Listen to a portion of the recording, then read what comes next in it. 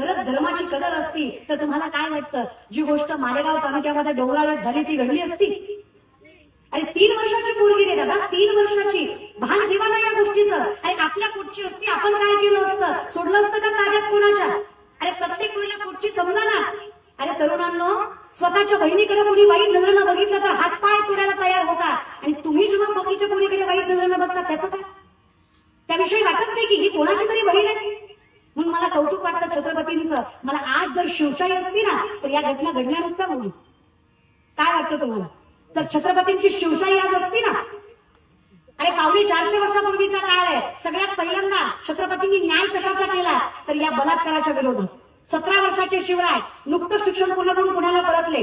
आऊसाहेब डोळ्यात पाणी दिसलं. राजांनी विचारलं, आऊसाहेब तुम्ही रडताय? अहो तुमच्याकडे बघून धीर बांधतो आम्ही, हिंदवी स्वराज्याची स्वप्न बघतो आम्ही. अहो तुम्ही रडावं, आम्ही कोणाकडे बघावं? असं काय घडलं की तुमच्या डोळ्यात पाणी आलं?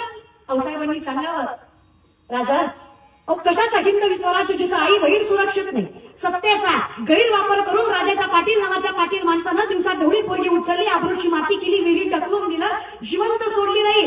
तिची आई माझ्या समोर येऊन उभा राहिली. विचारलं, आऊसाहेब पोरगी गेली हो माझी, कसा न्याय कराल?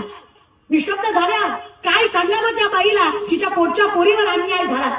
छत्रपतींनी सांगितलं, काळजी करू नका आऊसाहेब, मी आहे ना.